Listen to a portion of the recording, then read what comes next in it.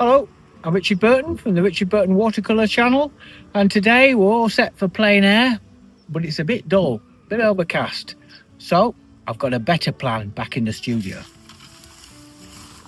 Right, so here we are back in the studio, and what we've got on today is this painting we're going to do, which was recommended to us from one of our subscribers, and it's a painting that I'm going to do of Finland with the evening sun just dropping down, and there's a lake in the distance. It's got a lot of mood and atmosphere, and I think this will be really something that's quite dramatic. It captures a lot of emotion, and it's something that we really will be quite an experiment with watercolour. So let's get down to the picture. Okay, so we've got the sketch in. We've got a 1/3, 2/3 sort of horizon line, so it gives us a nice big space for sky. Obviously we've got the trees, but I've kept them very simple, and I'm going to pick out the boat and the rocks, and that really amounts to the maximum amount in the drawing. It's simple drawing, but nonetheless accurate and in proportion. Okay, so we're going to start with the sky. I'm not going to wet the paper, I'm going to keep it dry, but I'm going to put this lovely wet wash of ultramarine blue with a touch of cobalt blue, and then a little bit of purple in there, just to diffuse that through towards the horizon. And then as I come towards the horizon, I'm going to wet that away so it diffuses off with as fewer brush strokes as possible, so we get that lovely, intense, floating sky.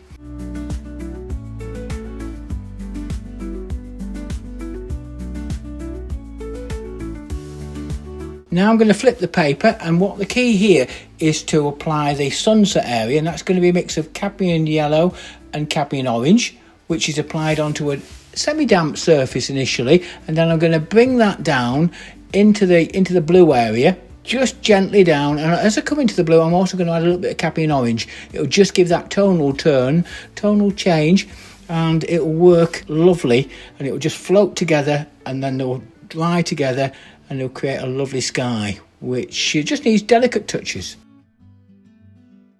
Now again, I'm going to flip it back while it's still on the damp, and I'm going to put in some burnt sienna for that sunlit hit tops of the trees, which are just going to drop onto the dry. And then I'm going to use some of the cooler from the other side of the palette, which is going to be the cobalt blue and a bit of light red or Venetian red. I'm going to drop that in, and that's going to go onto a damp surface, and it's just going to form the distant trees in the very far distance that are just silhouetted against the sun.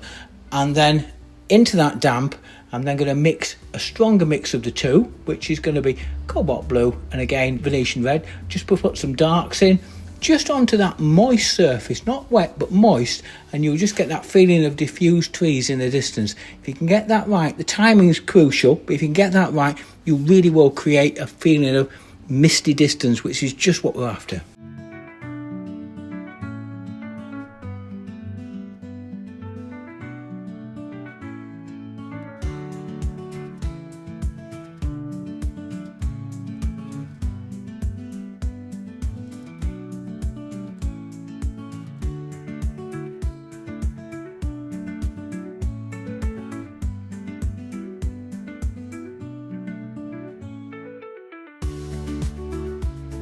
Okay, so now we're going to try and capture the water, and the important thing about the water is we just need to add a little bit of moisture onto the paper, and then we'll start with the yellows, and the yellows are going to be just beyond the reflective feel for the trees, and that's going to be replicating what we did in the sky. Cadmium yellow, a lemon yellow with a little bit of cadmium orange, and then I'm going to bring that down on a moist surface with a little bit of cobalt blue towards the foreground, so it gives that diffused feel. Now while it's still damp, I'm then going to put in those reflective trees, and that's going to be a touch of Venetian, burnt sienna initially, and then I'm going to use a mix of cobalt blue and Venetian red like we did before, and with the aim of just dropping those in to try and mimic those reflective trees. Now the key there is to remember that the highlights are darker and the darks are slightly lighter, so tonally it's just a little bit different from the original, and it's also going to be more diffused. So it's just important you do that, and then you'll get a lovely feel of the reflective trees in the water.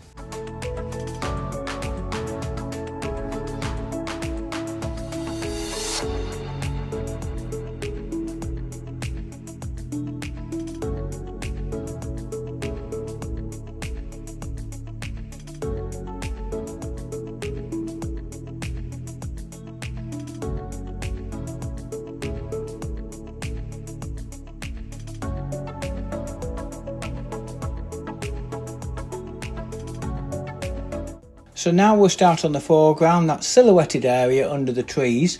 There's a range of colours in there. There's ochres, there's greens, there's some burnt umbers as well, and they're all dropped in there, but obviously there are a lot of darkness in there as well. So we're going to start with the lighter tones, put those in first. Once you've got those in there, I'm then going to feed in on the moist, but we're going to feed in some darks in there, which is going to be ultramarine, burnt sienna, and a little bit of crimson. We're going to drop those in, so I'll get that middle tones of darks, and that'll link these first washes of colour together, and it will give a feeling of structure to that foreground.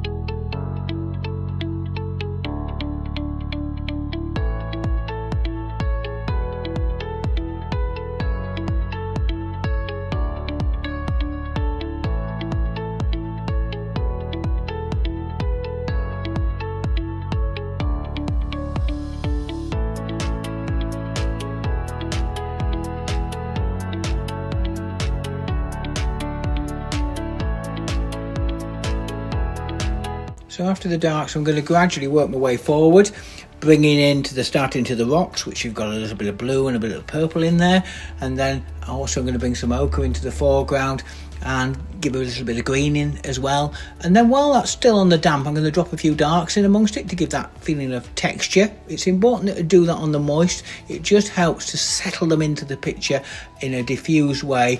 We can put some detail in later, but for now that's fine. And then as I come across, I'm also going to put under the boat, I'm going to put a little bit of blue in there, a little bit of crimson, and then bring it across to the foreshore, which has got more of a burnt sienna and a burnt umber look about it. And then as I brought that across, it's still damp, but I'm going to put in some suggestions of reed silhouetted against the lake.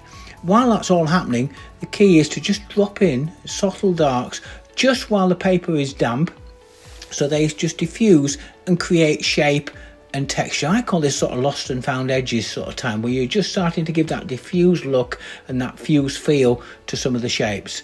It's just a gradual process as you move from wet to moist to damp.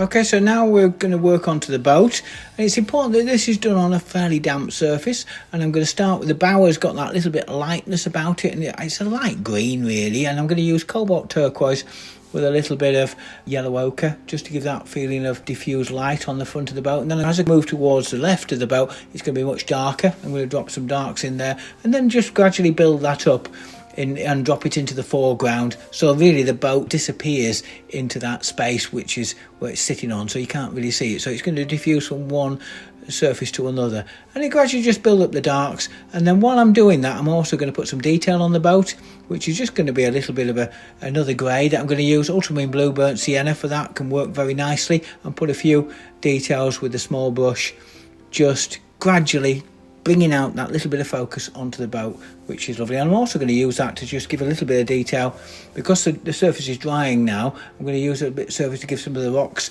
and a few of the reeds around the boats and around the foreground area.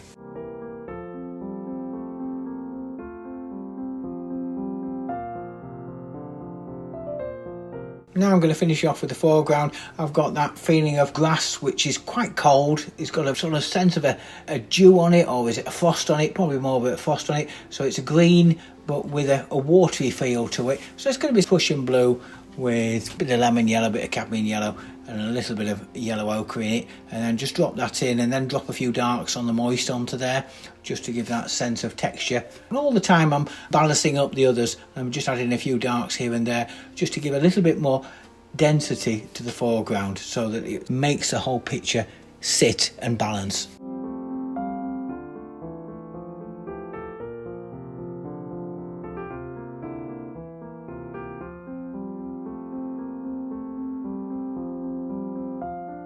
And now I'm going to put a light little drift of blue on that frosty area that's just on the far bank of the lake.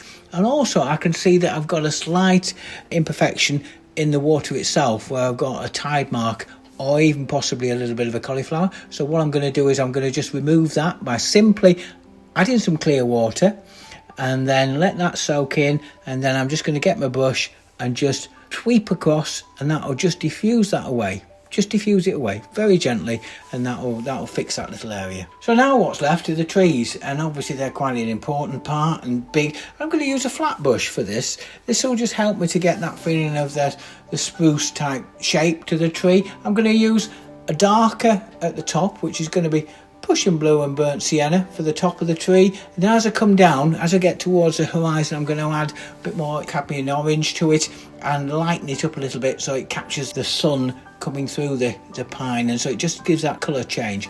All the time I'm just gradually dancing the brush down to the foreground and just creating that little bit of shape, and you can see that tonal range will develop, so I can get that feeling of light. And then as I hit into the lake and into the distance, I go dark again there, because it's silhouetted against the lake, and that just gives that colour change. And having that mix of colour in the tree will really give you that three-dimensional feel. But the key for me is, while it's still damp, is I'm going to put the tree trunks in. I'm going to use a stronger dark for that, and it's all a process of just gradually applying the darks onto a moist or damp surface, and that will give me that feeling of three-dimensional feel to the trees.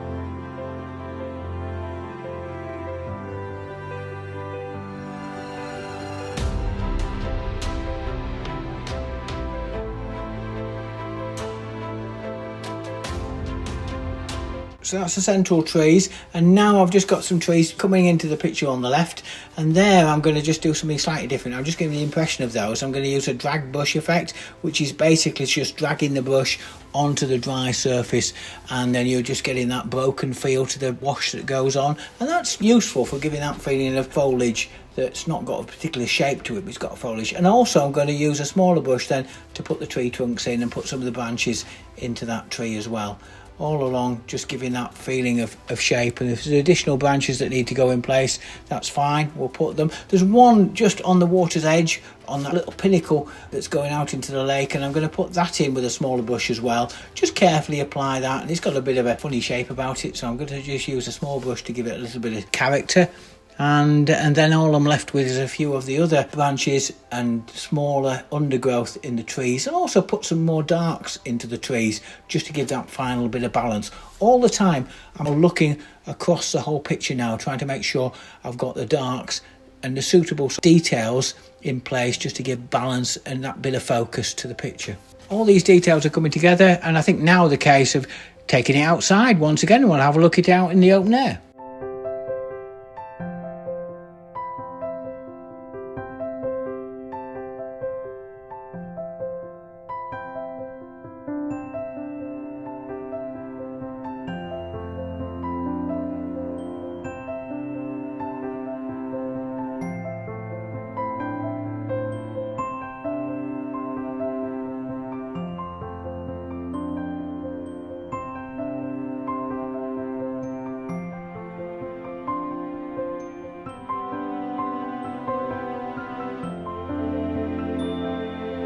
Okay, so there we have it. We're out now in the fields, and I thought I'd set it up on my easel. We've completed the picture, put a mount round it as usual, just to show it off. If the eagle-eyed ones about you will recognise that this was actually out in the short earlier in the week. So this is another version of it, so you can have a little look and see which one you prefer, and please let us know in the comments. Also, don't forget that we've got our new watercolour guide, which is yours free for you to take, and it's just in the link below. Please do take advantage of that. It's a really exciting guide, something that we've been working on for some time. And as I say, it's yours if you want to get back into watercolour or have a go for the first time. It's something really handy. And then, as I say, it's been an interesting exercise. I mean, the weather wasn't quite right to do plein air, but in the end, we've got a painting that I think has really got something out about it. I've captured the water, I've captured the mood, and it shows you just by building up the layers and a few techniques in there, you've got a reasonable picture. So I hope you enjoyed that. And without further ado, I'm going to say enjoy and keep painting.